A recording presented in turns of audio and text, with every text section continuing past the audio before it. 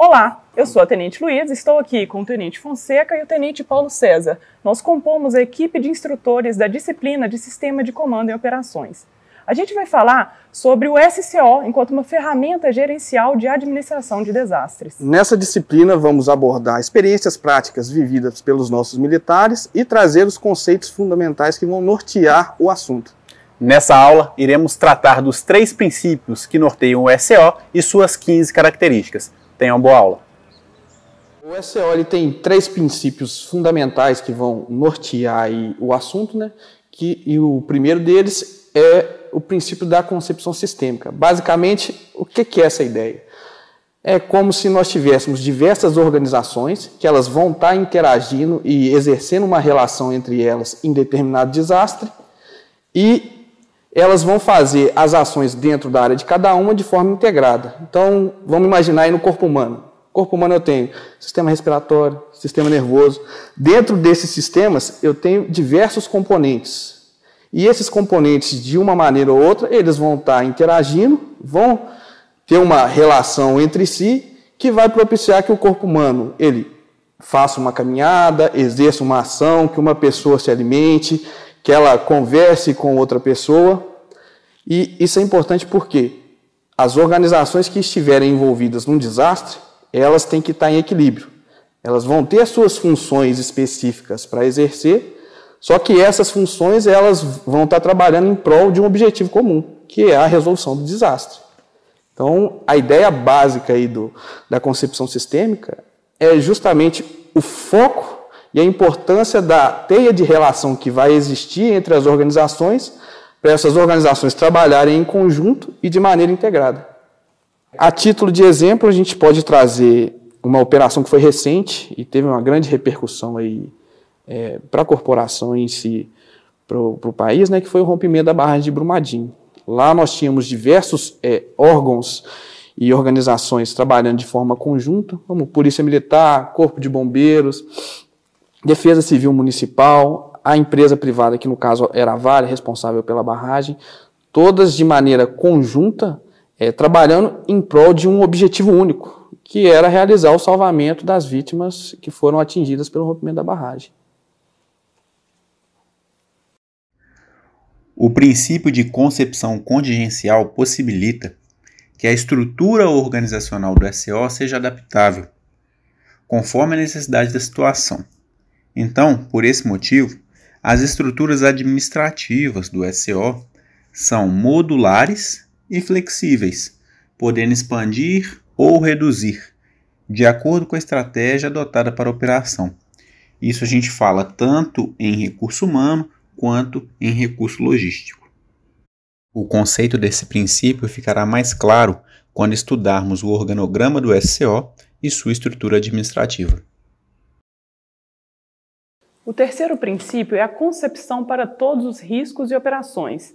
Então, como o próprio nome diz, o SCO possui um caráter universal de aplicação para várias situações diversas. Então, por exemplo, se nós estivermos atendendo um atendimento pré-hospitalar, uma ocorrência de atendimento pré-hospitalar com vítima de motocicleta, ou então uma ocorrência com múltiplas vítimas, resultado de um capotamento de um ônibus, nós ainda assim poderemos empregar o SCO, uma vez que o planejamento, organização, direção e controle são etapas necessárias para a solução daquela ocorrência. Mesmo que o atendimento de um motociclista ou uma ocorrência que envolva múltiplas vítimas tenham características diferentes. Elas vão ter causas, tamanhos, complexidade, configuração e localidades diferentes, mas ainda assim, as etapas de planejamento, organização, direção e controle se farão presentes em cada uma delas. Apresentaremos agora as 15 características do SCO, que são por sua vez distribuídas em 6 grupos, quanto à padronização de condutas, ao comando das operações, a estrutura de planejamento e organização das operações, as instalações, área de acesso e recursos, no gerenciamento de informações e comunicações e, por último, ao profissionalismo dos envolvidos.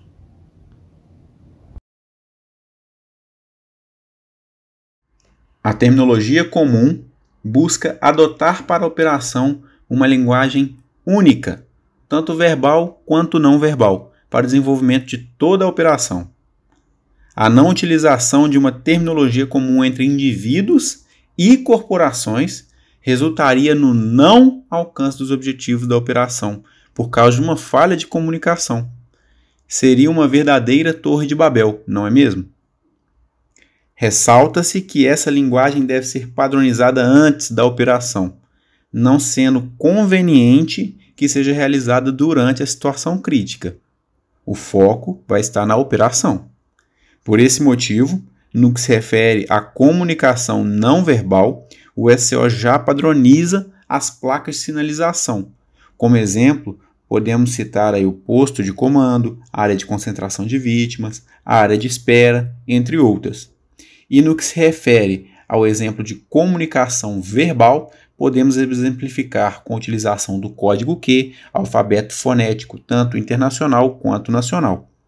Porém, nesse caso da utilização de alfabetos fonéticos, por exemplo, devemos verificar se tal linguagem já é de uso comum por todos os indivíduos e organizações envolvidas na operação, para não haver problemas de comunicação, pois na hora da operação não será possível que todos os indivíduos se adequem àquele tipo de linguagem. Então, evitamos gírias, jargões utilizados por apenas um grupo específico, para que não haja erro de comunicação entre todos os envolvidos na operação.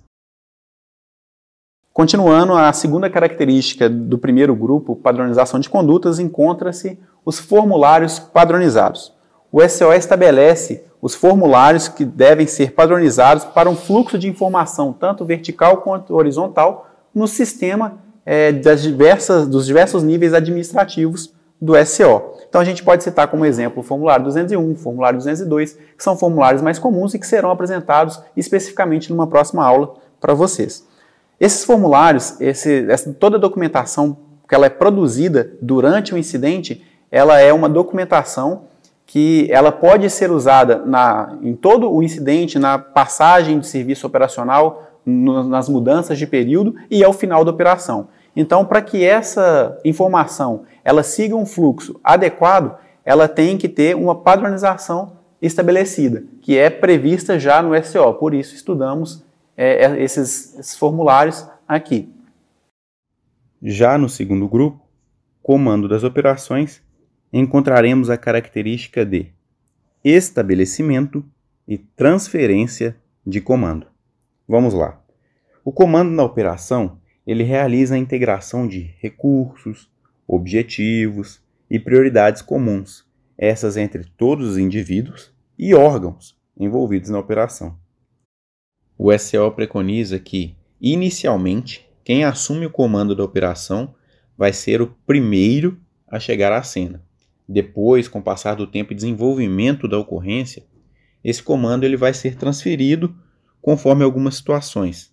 Essas situações podem ser quando um indivíduo mais capacitado chega ao local da ocorrência para assumir o comando, quando a situação da ocorrência ali se altera, se agrava ou não, ou quando os ciclos operacionais definidos se encerram, havendo troca de turnos, por consequência, havendo a troca de comandos para um novo comandante da operação.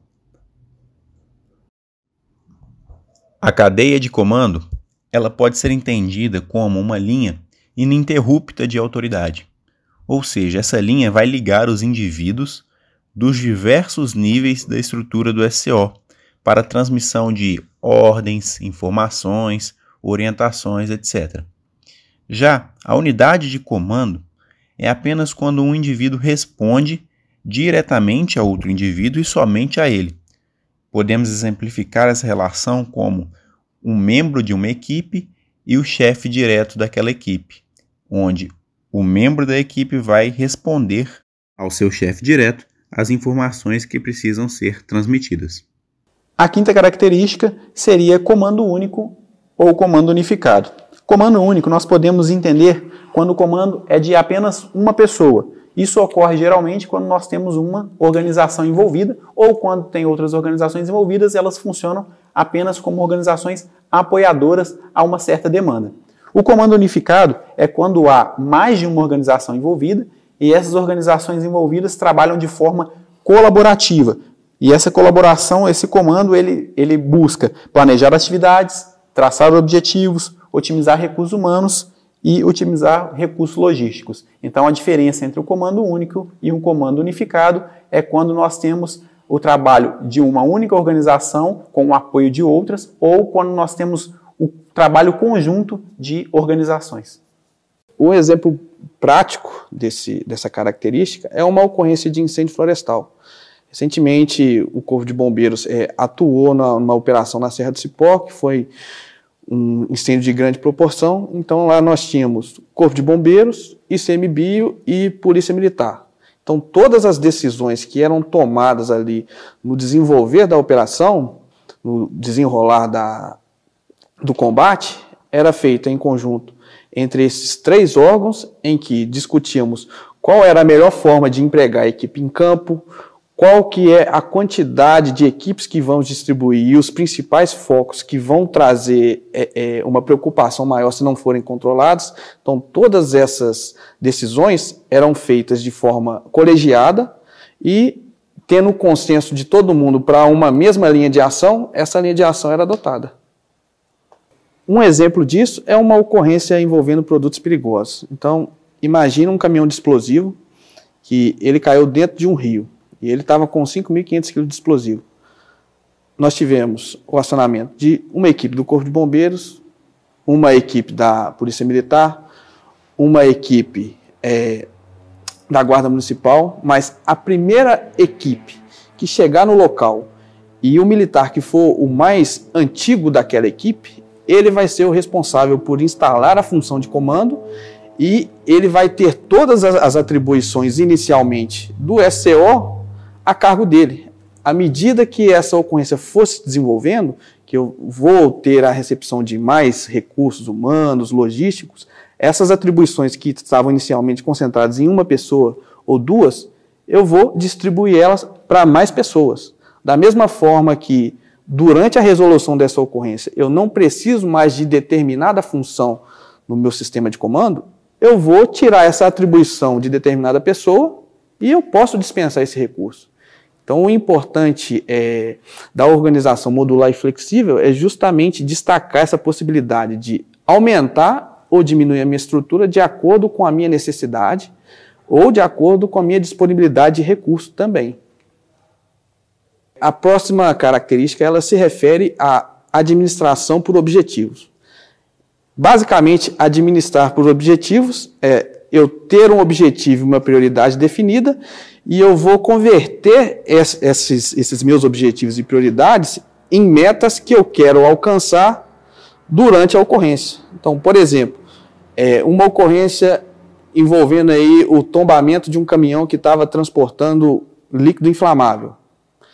Eu tenho uma prioridade que é o salvamento de vítimas, no caso se houver alguma vítima, contenção do produto vazado, transbordo desse produto para finalizar a ocorrência. Então, eu defini os meus objetivos e as prioridades que eu tenho a exercer, buscando meu resultado, e a partir disso eu estabeleci metas que eu vou ter que cumprir. Só que pensando no sistema do SCO, eu vou ter mais de um órgão que vai estar interagindo em determinada operação. Então, eu posso ter Polícia Militar, Corpo de Bombeiros, Núcleo de Emergências Ambientais, Guarda Civil. Dentro da área de cada um vai estar exercendo a função de controle de trânsito, o outro vai exercer a função de salvamento de vítimas, contenção do produto. Então, esses objetivos que foram traçados, todos vão executar para tentar resolver a ocorrência, mas fazendo isso de forma integrada. Então, a administração por objetivos é basicamente isso. Eu ter objetivos claros e específicos para cada indivíduo envolvido, e a partir desses objetivos eu estabeleço metas que eu quero alcançar para resolver aquele problema que eu tenho. Outro aspecto importante das características do SCO é o uso de planos de ação. O plano de ação ele é basicamente a consolidação da minha administração por objetivo. Então, nesse plano de ação que vai ser traçado, eu tenho que trazer algumas informações sobre o desastre. Então, eu tenho que ter informações gerais sobre o desastre, tenho que ter informações sobre os recursos logísticos e humanos que eu tenho disponível para essa operação, mas o principal são os objetivos e as prioridades que foram estabelecidas como linha de trabalho para eu alcançar as minhas metas e atingir o resultado desejado na operação. Então, o plano de ação, inicialmente, ele começa verbal e à medida que a operação vai se desenvolvendo, eu vou recebendo um aporte maior de recurso humano, recurso logístico, apoio de outros órgãos, tem-se a necessidade de fazer isso de forma padronizada através de formulários pré-definidos, essa escrita do plano de ação. Então, fica tudo registrado de forma que qualquer pessoa que venha posteriormente na operação e independente do tamanho que ela tenha atingido, ela vai conseguir ver qual que é a linha de trabalho que está sendo adotada e se há necessidade ou não de eu rever alguma ação para eu melhorar esse meu plano de ação. Outra característica importante do SCO é a adequada amplitude de controle. A ideia basicamente dessa característica é eu conseguir exercer de forma eficaz e eficiente o controle físico de pessoas que vão estar sob a supervisão de determinado militar. Então, vamos imaginar aí que eu tenho 30 pessoas trabalhando em uma operação.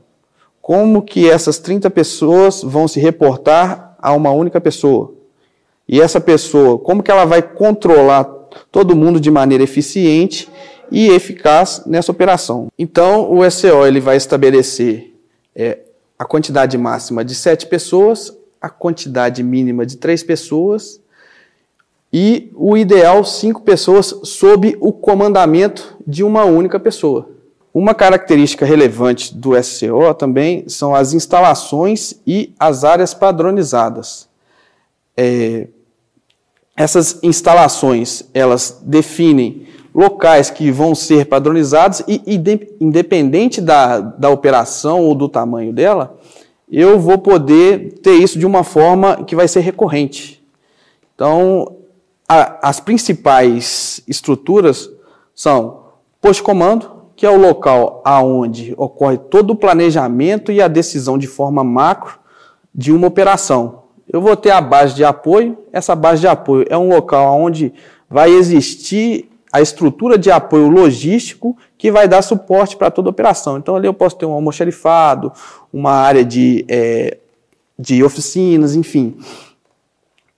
Eu vou ter uma área de acampamento. Essa área de acampamento ela vai ser destinada à parte aí de recursos humanos, onde eu vou ter alojamentos, vou ter refeitórios, as pessoas vão fazer a sua alimentação.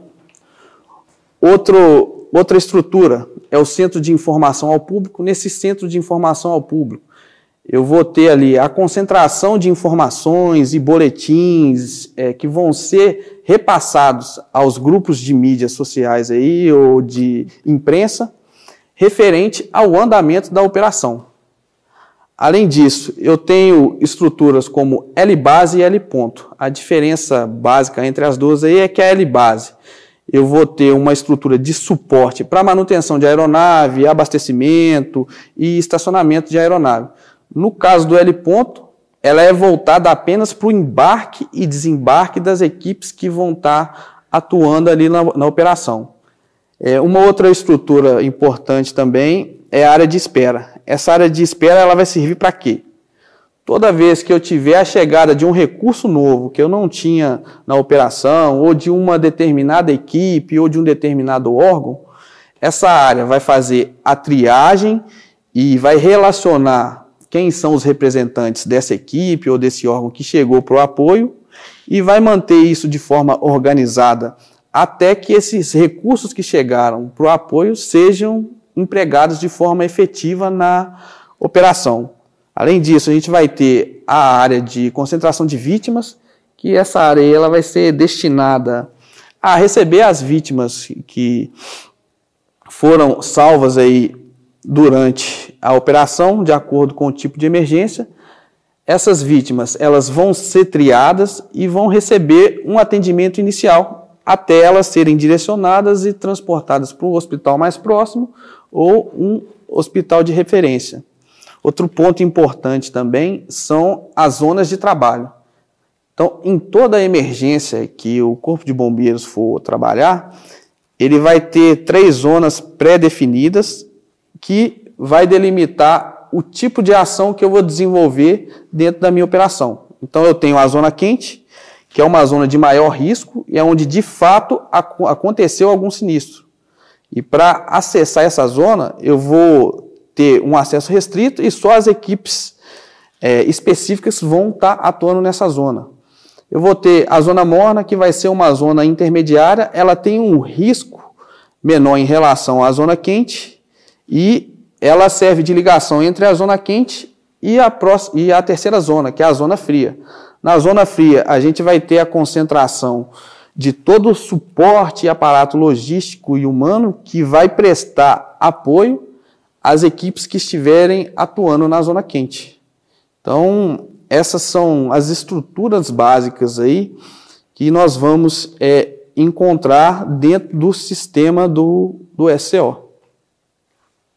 Em relação às instalações e áreas padronizadas, sobre o que foi explicado, é importante frisar que as instalações e essas áreas padronizadas, elas vão ter algum tipo de delimitação física necessariamente, ou até mesmo uma estrutura. Então, o posto de comando, base de apoio, acampamento, helibases, são necessariamente instalações em que nós temos uma estrutura montada.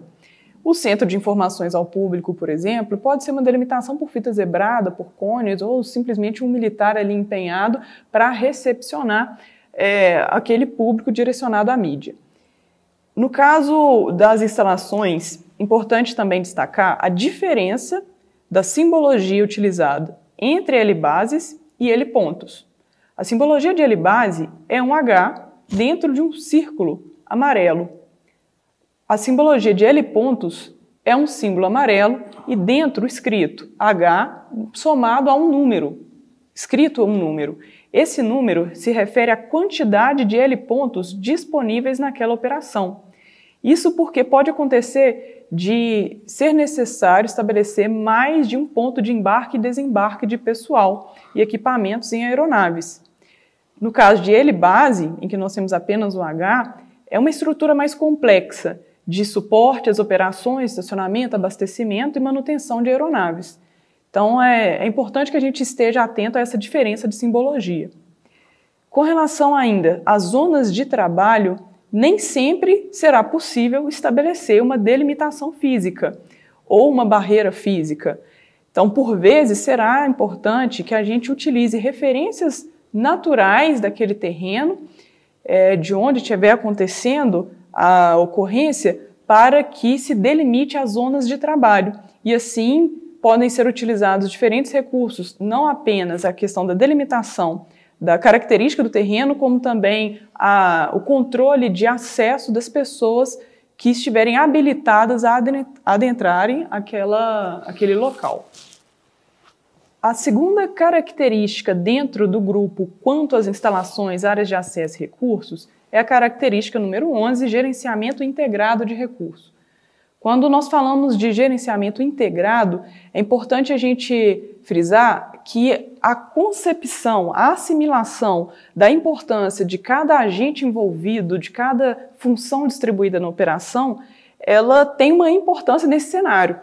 Quer dizer que, para que aconteça o gerenciamento integrado dos recursos, o recurso que tiver sido mobilizado para aquela operação precisa ser cadastrado, devidamente cadastrado para efeitos de controle e demais desdobramentos necessários à ocorrência. Então, esses recursos, eles vão ser, sim, registrados por uma pessoa designada para isso e ser controlado pelo planejamento, por alguém que esteja na função de planejamento. Acontece que, muitas vezes, o motorista do CBU ele pode ser empregado lá na área de espera para poder ficar cadastrando os recursos que chegarem na operação. Então, esses recursos, Eles devem ser anotados e preferencialmente nos formulários padronizados para o atendimento daquela ocorrência. A gente classifica esses recursos em dois tipos, recursos operacionais e recursos logísticos. Os recursos operacionais são aqueles em condições de pronto emprego operacional. Então a gente vai ter um helicóptero com a sua devida tripulação, uma ambulância com sua equipe de socorro e etc. O recurso logístico, como o próprio nome diz, vai dar um suporte logístico para a operação. Então, dependendo da complexidade e da duração daquela ocorrência, é necessário pensar na alimentação, no acampamento, colchões, travesseiros e etc., para que aconteça o desenvolvimento, os desdobramentos da ocorrência sem que a equipe e os equipamentos utilizados, viaturas utilizadas, também percam ou sofram danos a ponto de obstruir o desenvolvimento devido, eficaz daquela operação. Então, para que a gente compreenda melhor, quando a gente falar do gerenciamento de recursos envolvidos na operação, a gente precisa retomar alguns conceitos. Então, nós vamos precisar entender que recursos mobilizados são recursos operacionais solicitados. Então, eu estou num cenário de ocorrência, ou o Cobom faz necessário aqui empenhar uma outra unidade de resgate, ou uma autobomba, ou outro recurso que eu vislumbrar naquele momento. Esse recurso, então, em que ele foi solicitado, a gente chama de recurso mobilizado. Nós temos também os recursos disponíveis, que são aqueles recursos que já estão na minha operação, eles já foram lá para a área de espera. O meu militar, o motorista, enfim, ele já cadastrou aquele recurso e está esperando para ser empregado. E nós temos os recursos designados, que são recursos que estão em operação propriamente dita, estão ali envolvidos no cenário ativamente. Com relação à força-tarefa, é qualquer combinação de diferentes recursos únicos constituído por uma tarefa tática específica. Aqui pode ser necessário que a gente empregue uma autobomba, um helicóptero, uma unidade de resgate para uma determinada situação. E essa força-tarefa ela sempre vai estar sendo gerenciada, coordenada por algum militar, alguém responsável pelo desenvolvimento daquela força-tarefa. A equipe de intervenção já é uma combinação de recursos únicos do mesmo tipo, necessariamente agrupados em uma tarefa específica. Vale ressaltar que esse recurso do mesmo tipo pode ser tanto viatura quanto militares de unidade de resgate, ou de salvamento, ou de socorro, por exemplo. E da mesma forma, sempre é preciso que exista alguém na coordenação dessa equipe de intervenção. O recurso único por si só, ele é um equipamento somado ao seu complemento impessoal para emprego tático. Ou seja, não adianta eu ter uma viatura de uma autobomba se eu não vou ter um COV, alguém que vai operar aquilo. Ou da mesma forma, não adianta eu ter um militar que sabe operar a viatura sem que tenha a viatura. Então, o recurso único é aquele recurso somado, então, o equipamento somado ao seu complemento impessoal para que esteja em condições de emprego.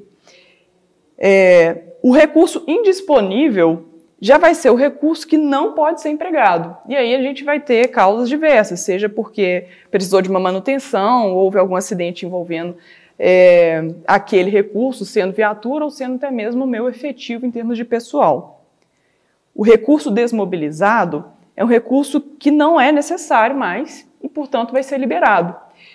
E é importante, então, frisar que no gerenciamento integrado dos meus recursos, eu vou tanto fazer a relação daquilo que está sendo empregado, está sendo disponível, como da mesma forma os meus recursos que não estão mais sendo empregados, que será abordada uma característica específica para melhor explicar. O quinto grupo é quanto ao gerenciamento de informações e comunicações. Dentro dele, nós teremos dois princípios, de gerenciamento integrado das comunicações e o gerenciamento integrado de informações e inteligência. O gerenciamento integrado das comunicações se relaciona à questão logística e organizacional da maneira como nós vamos tornar eficiente a forma de comunicação, transmissão e recebimento de informações dentro da minha operação. Pode ser importante que a gente tenha diferentes redes de comunicação de acordo com os papéis, o tamanho daquela ocorrência, que está sendo desenvolvida. Então, se eu pego pessoas, militares, no staff, pode não ser conveniente que eu coloque uma mesma rede de comunicação a quem está diretamente lotado em campo. Para isso, para não obstruir a rede, isso para tornar a rede fluida e até mesmo para não causar congestionamentos, portanto. Então, como que vai ser feito esse gerenciamento integrado das comunicações? Primeiramente, eu preciso estabelecer a minha necessidade. A gente vai separar em grupos de comunicação em rede, nós vamos fazer um plano para isso? Isso, novamente, de acordo com a proporção, complexidade da minha ocorrência. No caso de desenvolvimento de um plano de comunicação, pode ser interessante, então, que seja estabelecida uma rede de comando, uma rede tática, uma rede administrativa, uma rede logística e uma rede de operações aéreas. No caso da rede de comando, ela vai integrar as comunicações entre comando e a sua assessoria, no caso, o staff de comando, que nós estudaremos posteriormente, e o staff principal, da mesma forma. Nós temos a rede tática, que já vai integrar as comunicações entre as pessoas e equipes subordinadas ao coordenador de operações. Em regra, aquelas pessoas que estão necessariamente sendo empregadas em campo ou que, de acordo com os módulos dentro da minha organização de operações, sejam subordinados ao meu coordenador de operações. A rede administrativa ela vai integrar as comunicações não operacionais entre o comando e a sua assessoria com órgãos externos que estão cooperando com o sistema de comando e operações. Isso se fizer necessário. A rede logística, como o próprio nome diz, ela vai integrar as comunicações da logística para tratar de assuntos referentes a suprimentos, serviços, instalações, manutenções diversas, algum problema que possa ter acontecido em campo, e é preciso que haja uma melhor comunicação e integração entre essas informações. E, por fim, a rede de operações aéreas, que vai integrar a comunicação do pessoal de operações aéreas. Aqui é importante destacar que o gerenciamento de informações e comunicações é um ponto extremamente sensível quando a gente tem uma operação de maior complexidade e as informações elas não fluem da forma como deveriam, seja por falta de recurso logístico mesmo, eu não consigo estabelecer, por exemplo, rede para todos esses contatos, ou até mesmo não ter uma rede de telefonia, internet, etc. Então, sempre que viável, é interessante manter e estabelecer uma forma de comunicação. Nem sempre essa rede vai ser por meio de HT, pode ser recursos alternativos que desempenhem a mesma função. Importante também, na ausência desses recursos logísticos, estabelecer horários para que as pessoas envolvidas em cada grupo dessas redes mencionadas anteriormente, como por exemplo comando, tática, administrativo e logístico, elas possam ter um momento de encontro para haver esse compartilhamento, sempre para haver a troca de informações e não acontecer a perda delas no desenvolvimento da operação. A segunda característica, a de número 13, relativa ao quanto a gerenciamento de informações e comunicações, é o gerenciamento integrado de informações e inteligência. O que é isso? Novamente, nós precisamos entender que cada pessoa alocada no SCO ela tem uma função que está sendo desenvolvida. E cada uma dessas funções vai ter um papel, uma necessidade diferente. Então, quando as informações elas são levantadas num cenário de grande complexidade, em que existe uma grande produção de informações, isso precisa ser, de alguma forma, compilado e assegurado que isso vai chegar na mão da pessoa competente para resolver aquela matéria. Então, o uso de formulários padronizados também para garantir que essas informações elas sejam registradas e compartilhadas com quem de direito é extremamente fundamental. Isso porque a coleta de informações ela vai acontecer o tempo inteiro. E caso não aconteça o registro devido no momento de uma passagem de serviço ou mesmo de alguma situação em que haja necessidade de trocar o titular daquela função, a informação ela pode se perder. E a ideia do gerenciamento integrado de informações e inteligência é assegurar que essas informações já levantadas na operação, elas produzam seus efeitos ao longo do desenvolvimento da ocorrência. Integrar informações, produzir inteligência e manter quadros de situação atualizados é, portanto, fundamental. O último grupo, o de número 6, é quanto ao profissionalismo dos envolvidos. E aqui nós teremos duas características: controle de pessoal e controle de mobilização/desmobilização. Quanto ao controle de pessoal, da mesma forma que se faz necessário fazer o gerenciamento dos meus recursos empregados na operação, é de extrema necessidade que eu saiba também quais são as atividades que eu estou atribuindo para aquele efetivo, quem é o meu efetivo, o que foi desenvolvido pelo meu efetivo. Não existe recurso que seja abundante. Então, se a gente partir da premissa que todo recurso ele é escasso, e aí eu estou pensando não apenas no meu cenário da operação em si, mas na disponibilidade de recursos do Corpo de Bombeiros, num cenário em que nós temos atendimento de diversas ocorrências acontecendo ao mesmo tempo, os meus recursos eles precisam ser empregados de uma forma eficaz e eficiente. Então, no caso do controle de pessoal, da mesma forma, eu preciso saber o que está sendo feito, quem está fazendo e o que foi feito. Isso para tornar, novamente, eficiente e eficaz o emprego daquele recurso. E aí, para acontecer esse controle efetivo daqueles envolvidos na operação, é importante uma adequada mobilização. Eu preciso daquele recurso, ele precisa ser empregado onde ele precisa estar. Não estando mais sendo utilizado naquela ocorrência, é importante que ele seja dispensado e assuma suas outras obrigações frente a outros cenários. A cadeia e unidade de comando devem ser respeitadas, isso partindo do entendimento das explicações dadas aqui com relação aos princípios. Manutenção de uma adequada amplitude de controle, isso para que não haja a perda de controle dessas tarefas que estão sendo desenvolvidas e nem a perda de comunicação do efetivo relacionado naquela amplitude necessária. Reforçando, máximo de 7 pessoas, um mínimo de 3, sendo idealmente trabalhado 5 por comando. Emprego de planos de ação com objetivos e prioridades comuns. Aqui, porque os planos de ação eles vão determinar de forma vetorizada o emprego do meu recurso. Como assim vetorizado? Eu preciso ter módulo, direção e sentido bem definidos. Então, o meu plano de ação, no momento em que ele define quais são as minhas prioridades, eu vou falar quem vai fazer, como vai fazer, quando vai fazer, com o que vai ser feito.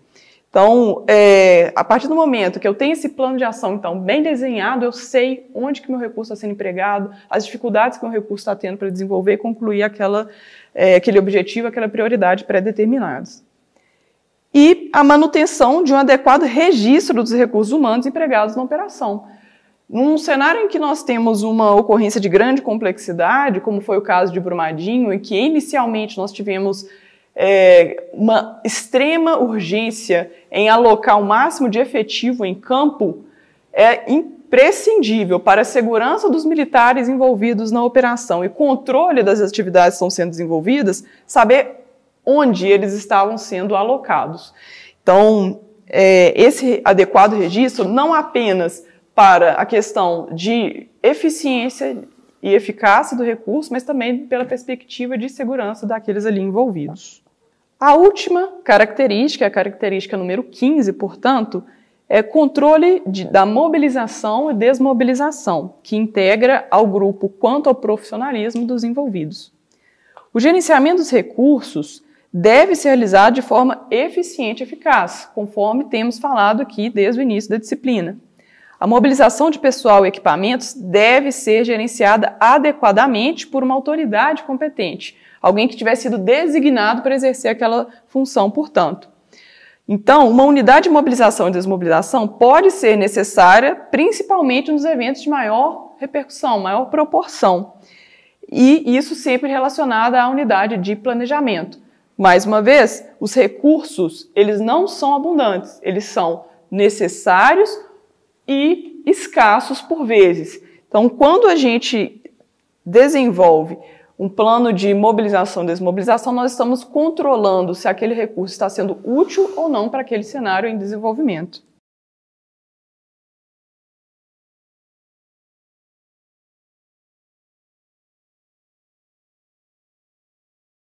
Aprendemos nessa unidade os 3 princípios e as 15 características do SCO.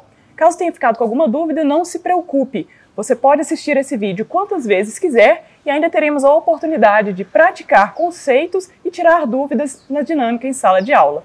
Até lá!